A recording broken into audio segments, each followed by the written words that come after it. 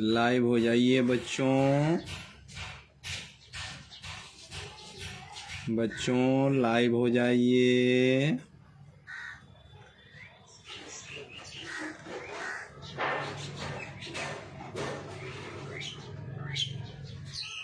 बच्चों लाइव हो जाइए।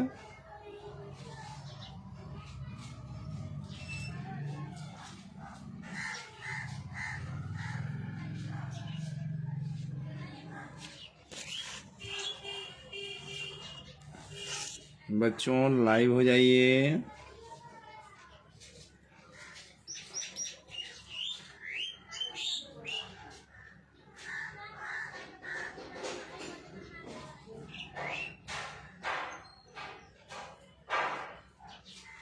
बच्चों लाइव हो जाइए।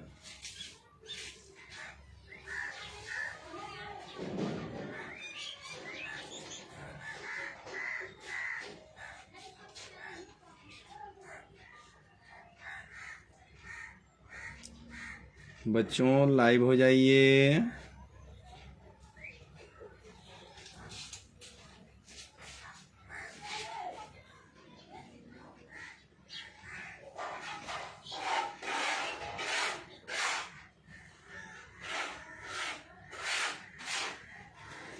लाइव हो जाइए बच्चों।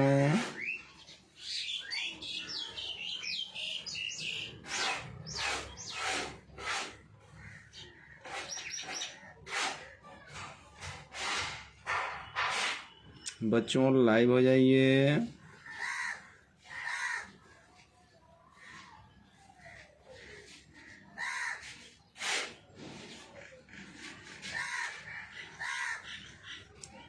बच्चों लाइव हो जाइए।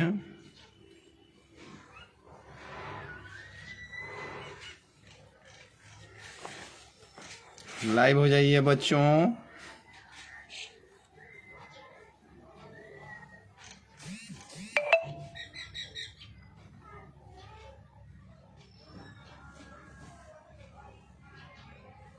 बच्चों लाइव हो जाइए।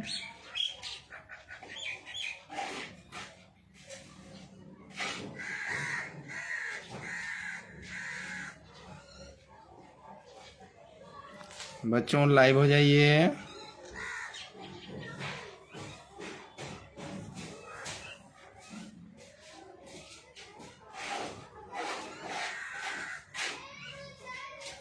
बच्चों लाइव हो जाइए। लाइव हो ये नहीं रहा है।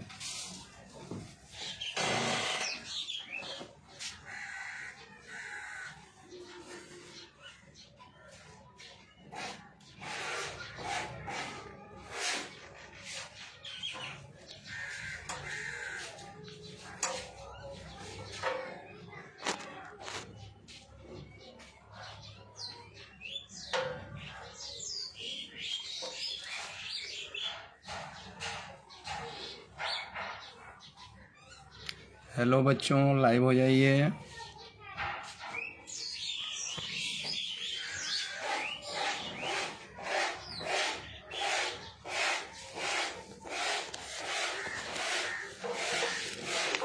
हाय बच्चों कैसे हो।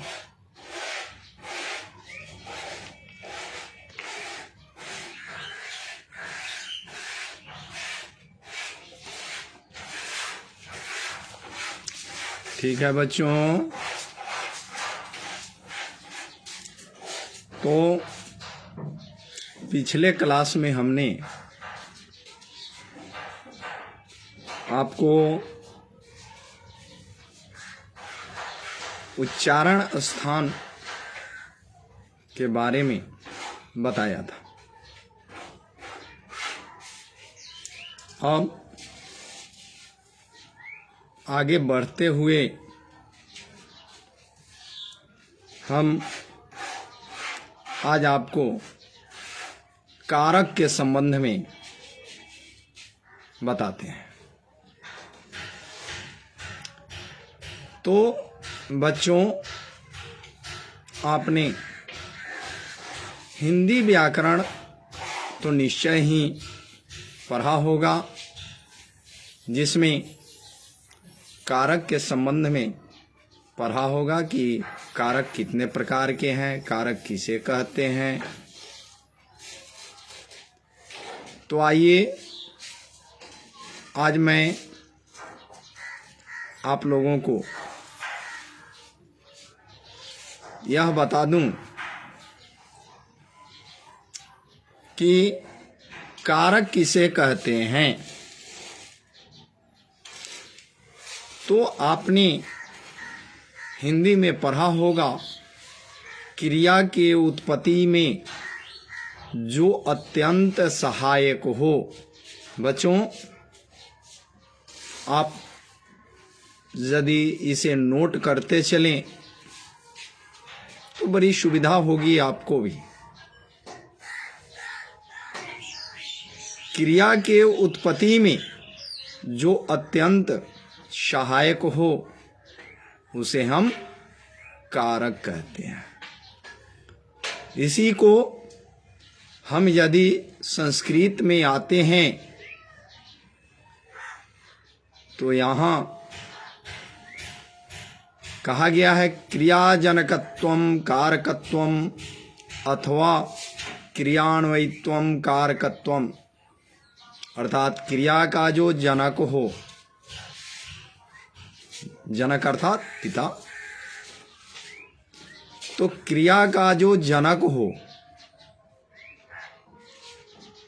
या क्रिया के उत्पत्ति में जो अत्यंत सहायक हो उसे हम कारक कहते हैं। अब आइए बच्चों, अब आपको बता दूं कि हिंदी में कारक के 8 भेद हैं। कारक के 8 भेद हैं। कर्ता, कर्म, करण, संप्रदान, आपादान, संबंध, अधिकरण, संबोधन। ये 8 कारक हिंदी में कहे गए हैं, जबकि संस्कृत में मात्र 6 कारक माने गए हैं। 2 कारक संबंध और संबोधन संस्कृत में कारक के अंतर्गत नहीं माने जाते हैं।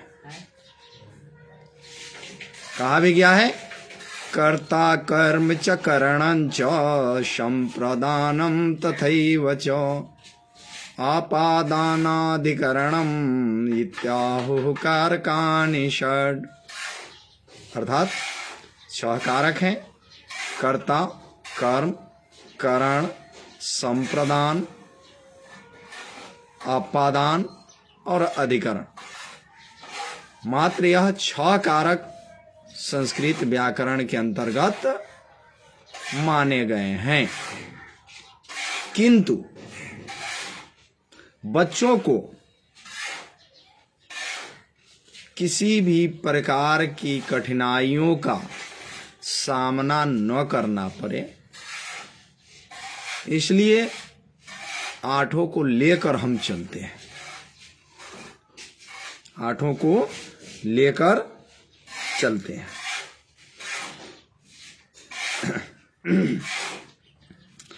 क्योंकि कारक जो यह 6 है, इसमें क्रिया से इनका अन्वय अर्थात संबंध,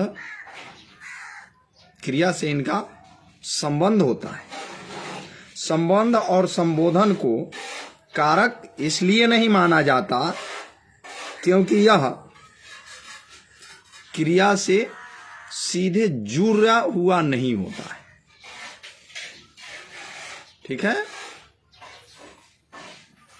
संबंध और संबोधन यह डायरेक्ट क्रिया से नहीं जुड़ा हुआ रहता। बाकी यह 6 कारक जो हैं यह क्रिया से डायरेक्ट इनका संबंध होता है। इसीलिए इस दो को, संबंध और संबोधन को, संस्कृत व्याकरण के अनुसार कारक के अंतर्गत नहीं माने जाते हैं। ओके बच्चों, अब बच्चों को किसी भी प्रकार की कठिनाइयों का सामना नहीं करना पड़े, इसलिए आठों को हम लेकर चलते हैं। ठीक है, तो आप इसे नोट भी कर सकते हैं। आपके पुस्तक की 133 पृष्ठ पर भी यह दिया हुआ है, आप नोट भी कर सकते हो और इसे याद करोगे, क्योंकि कारक जो है संस्कृत व्याकरण के लिए व्याकरण का रीढ़ माना गया है। रीढ़, जिस प्रकार हमारे शरीर के अंदर यह रीढ़ न हो तो हम सीधा खड़ा नहीं हो पाएंगे बच्चों, बहुत मुश्किल है सीधा खड़ा हो पाना। उसी तरह से यदि कारक न हो तो हम व्याकरण में सीधा खड़ा नहीं रह पाएंगे, न हम किसी चीज का अर्थ लगा पाएंगे, न हम अनुवाद बना पाएंगे, न हमें संस्कृत का ज्ञान हो पाएगा, क्योंकि कारक ही सर्वोपरि है। ओके बच्चों, अब देखा जाए तो कारक में आप विभक्ति को जोड़ कर देखें,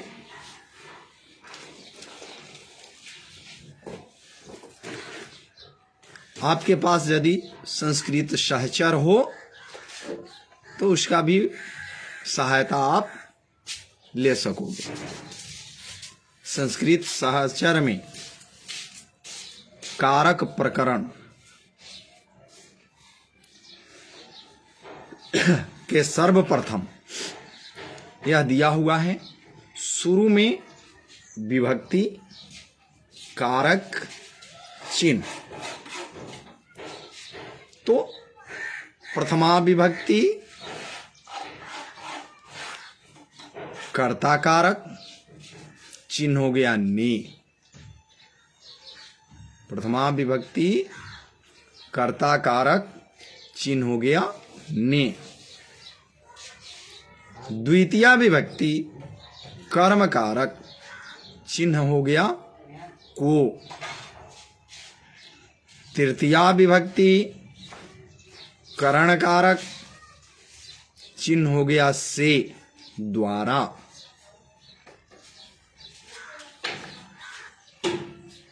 चतुर्थी विभक्ति संप्रदान, चिन्ह हो गया को के लिए, अर्थात जिसके लिए किसी काम को किया गया।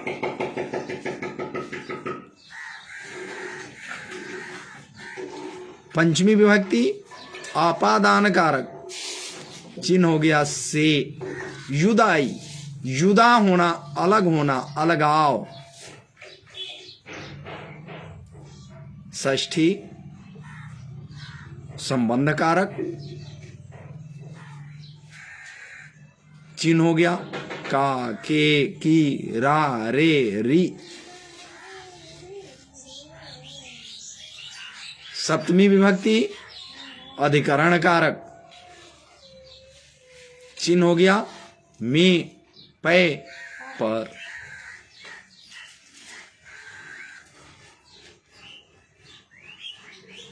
संबोधन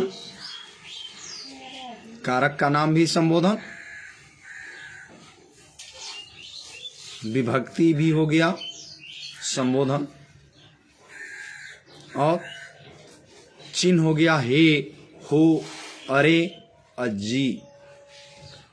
अब बच्चों इस चीज को हम मिलाएंगे शब्द रूप से। आपने शब्द रूप जो पढ़ा होगा या फिर आप पढ़ेंगे, उसमें आप यह स्पष्ट देखेंगे। आप बालक शब्द, देव शब्द, राम शब्द इत्यादि पढ़े होंगे। हमें आशा ही नहीं, पूर्ण विश्वास है कि आप याद भी रखे होंगे। तो शब्द रूप के अंतर्गत भी आप देखते हुएगा ऊपर से नीचे तक विभक्ति, शुरू में विभक्ति प्रथमा, तो बालक शब्द को ही लिया जाए। प्रथमा बालकः बालकौ बालकाः, द्वितीया बालकं बालकौ बालकान्, तृतीया बालकेन बालकाभ्यां बालकैः, चतुर्थी बालकाय बालकाभ्यां बालकेभ्यः, पंचमी बालकात् बालकाभ्यां बालकेभ्यः, षष्ठी बालकस्य बालकयोः बालकानां, सप्तमी बालके बालकयोः बालकेषु। हमने जो पाठ आपको पढ़ाया उस पाठ में भी जगह जगह पर आपको यह याद दिलाता रहा कि कहाँ किस विभक्ति का प्रयोग किया गया है, उसका अर्थ कैसे लगा। तो बालकः अर्थात बालक, लड़का,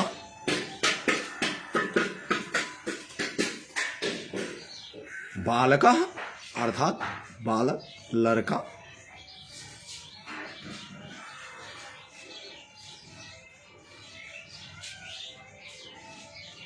एक बालक, बालकौ दो बालक, बालकाः अनेक बालक। तो प्रथमा विभक्ति का प्रयोग हम कैसे करते हैं? किसी का नाम व्यक्त करना हो, जैसे राम, रामः बालक, बालकः, पहाड़, पर्वतः,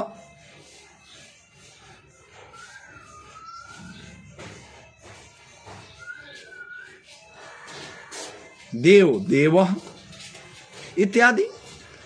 केवल नाम व्यक्त करना हो तो वहां हम प्रथमा विभक्ति का प्रयोग करते हैं। केवल नाम व्यक्त करना हो तो वहां हम किस विभक्ति का प्रयोग करते हैं बच्चों? प्रथमा विभक्ति का प्रयोग करते हैं। अब जो है द्वितीया विभक्ति के अंतर्गत हम आते हैं। द्वितीया विभक्ति का चिन्ह क्या है? कौन कारक है? द्वितीया विभक्ति अर्थात कर्म कारक। चिन्ह है को, कर्ता ने कर्म को। तो जहां को लगा हो वहां हम समझेंगे द्वितीया विभक्ति यहां लगेगा। ठीक है बच्चों? और द्वितीया का प्रयोग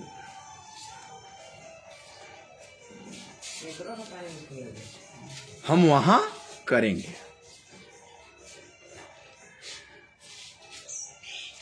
जैसे बालक को बालकम, देव को देवम है। राम को, जैसे राम को पढ़ना चाहिए, मान लो राम को पढ़ना चाहिए, इसका हम अनुवाद बनाएंगे। तो इसका प्रयोग हम कैसे करेंगे? इसका प्रयोग हम कैसे करेंगे? तो राम शब्द के द्वितीय एक वचन में क्या है? रामम। और पढ़ना चाहिए, इसके लिए धातु रूप में जाना पड़ेगा, आगे बताएंगे। आगे बताएंगे, धातु रूप में जाना पड़ेगा। चाहिए के लिए आता है विधिलिंग लकार। पठेत पठेताम पठेयुः, पठेः पठेतम पठेत, पठेयम पठेव पठेम। तो पठेत प्रथम पुरुष एक वचन, तो रामम पठेत, राम को पढ़ना चाहिए।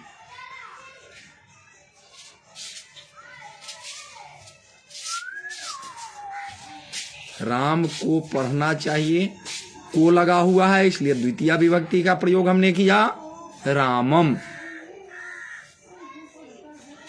और पठेत विधिलिंग, तो रामम पठेत, राम को पढ़ना चाहिए।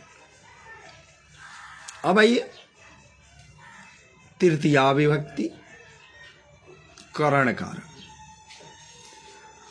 तो जिसके द्वारा किसी काम को किया जाए, जिसकी सहायता से,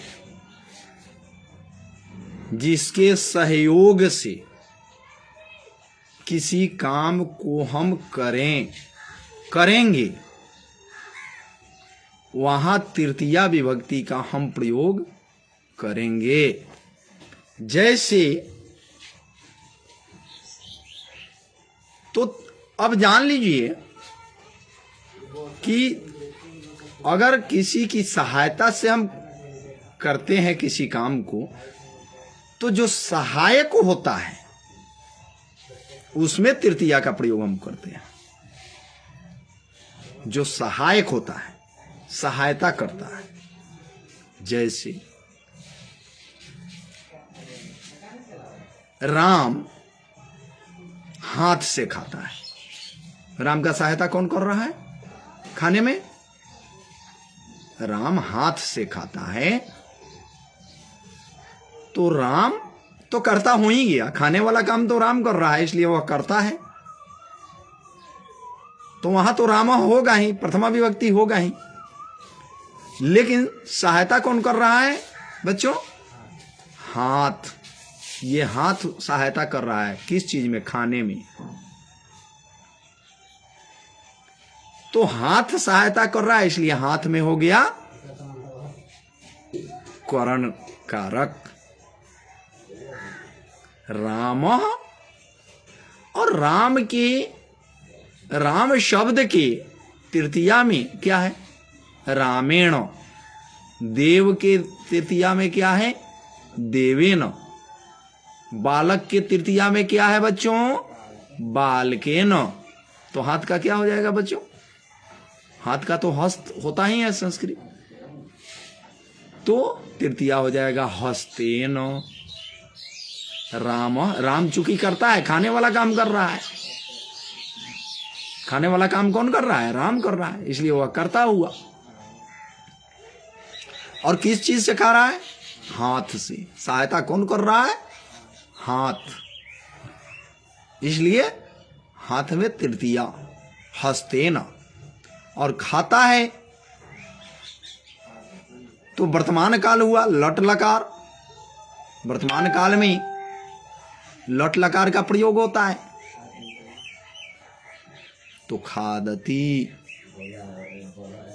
रामः हस्तेन खादति। इजी है, अनुवाद बनाना इजी है बच्चों। केवल कारक को आप मिला दो, किससे? शब्द रूप से। कारक को किससे मिलाओगे? शब्द रूप से। और चिन्ह के अनुसार उसको बनाते रहो, कोई प्रॉब्लम नहीं है ना। और भाई हम चतुर्थी में आते हैं, तो चतुर्थी में कई बातें सामने आती है। किसी को प्रणाम किया जाए, तो जिसको हम प्रणाम कर रहे हैं उसमें चतुर्थी विभक्ति।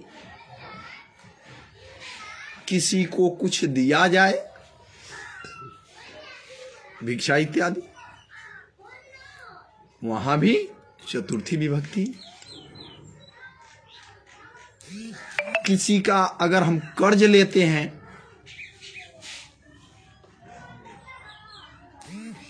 तो कर्ज देने वाला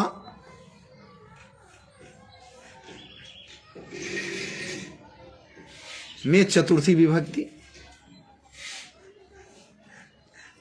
कई सारी बातें आते हैं। कारक को जब विस्तृत रूप से मैं पढ़ाऊंगा आपको, बताऊंगा आपको, तब ये सारी चीजें समझ में आ जाएगी। अभी आप लर्निंग पीरियड में हो, इसलिए अभी उतना लंबा जाने की जरूरत नहीं है। अभी केवल समझने की जरूरत है, छोटी छोटी बातों को समझने की जरूरत है। जब लंबे प्रोसेस में हम जाएंगे, तो खुद ब खुद आपको मैं बताना शुरू करूंगा। आपको निश्चिंत रहने की जरूरत है, घबराने की जरूरत नहीं है। एक एक पॉइंट को मैं बताऊंगा।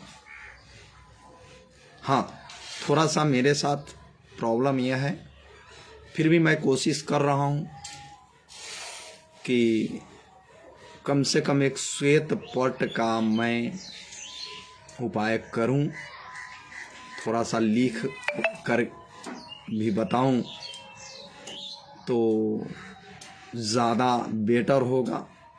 मैं कोशिश कर रहा हूं। मैं थोड़ा सा इधर परेशान था, जिसके कारण कहीं जाना आना भी नहीं हो सका। और पूर्व से श्वेत पट तो हमने रखा नहीं। स्कूल जाना, पढ़ाना, घर आना, यही काम था मेरा। तो स्कूल में तो ब्लैक श्याम पट था ही, लेकिन कभी जरूरत नहीं पड़ी घर पर इसकी, इसलिए थोड़ी सी प्रॉब्लम। अगर यही चीज लिख कर और भी बेटर रूप से बतलाता तो आपको शायद इतनी परेशानी नहीं होती। खैर, थोड़ा आगे बढ़ते हुए हम देखते हैं, किसी को प्रणाम किया जाए तो वहां चतुर्थी का प्रयोग करते हैं। जैसे श्री गणेश को प्रणाम, श्री गणेश को प्रणाम। तो जिसको प्रणाम किया जाए चतुर्थी, तो राम के चतुर्थी में क्या है बाबू? रामाय। देव के चतुर्थी में क्या है? देवाय। बालक के चतुर्थी में क्या है? बालकाय। तो गणेश में क्या हो जाएगा? गणेशाय। तो श्री गणेश को प्रणाम, श्री गणेशाय। आप प्रणाम का नमः, श्री गणेशाय नमः। बहुत जगह आप पढ़ते होंगे श्री गणेशाय नमः, लेकिन यह गणेशाय कैसे हुआ शायद आपको यह जानकारी नहीं रही होगी कि यह गणेशाय कैसे हुआ। तो हमने अभी बताया आपको कि गणेशाय इसलिए हुआ कि किसी को प्रणाम किया जाए तो वहां चतुर्थी का प्रयोग हम करते हैं। किसी को प्रणाम किया जाए तो वहां हम चतुर्थी विभक्ति का प्रयोग करते हैं, और चतुर्थी विभक्ति में रामाय, देवाय, बालकाय, तो गणेश में गणेशाय, श्री गणेशाय, और प्रणाम अर्थात नमः, श्री गणेशाय नमः। ओके बच्चों, अब हमने कहा किसी को कुछ दिया जाए, तो जिसको दिया जाए उसमें चतुर्थी है। तो मान लीजिए राजा ब्राह्मण को वस्त्र देता है, राजा ब्राह्मण को वस्त्र देता है, तो राजा तो दाता है, देने वाला अर्थात कर्ता।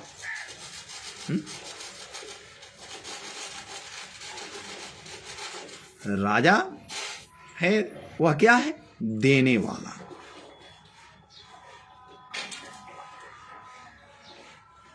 तो देने वाला तो कर्ता कारक हो गया। अब लेने वाला, वहां चतुर्थी का प्रयोग हम करते हैं, है? तो राजा का राजा, राजा शब्द भी चलता है बाबू, राजा, राजानौ, राजानः, राजानम, राजानौ, राज्ञः, इस तरह से इसका भी शब्द रूप है। नृप भी आता है, तो हम राजा ही बनाते हैं। तो राजा, और ब्राह्मण को तो ब्रह्मणाय, जिसको दिया जाए उसमें चतुर्थी विभक्ति, ब्रह्मणाय,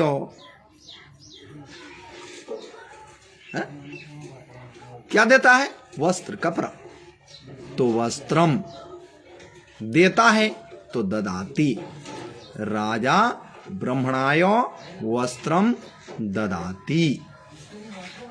ओके बच्चों, अब बच्चों बाकी अगले दिन, जहां तक आप कोशिश करें कि कॉपी कलम लेकर के बैठें, बहुत फायदे होंगे। अगले दिन इसके आगे मैं बताऊंगा। तत्काल के लिए ये बहुत ही समय कम मिलता है, 30 मिनट का तो होता ही है। तत्काल के लिए यहीं पर मैं वर्ग को समापन करता हूँ। अगले दिन फिर मिलेंगे। गुड बाय बच्चों।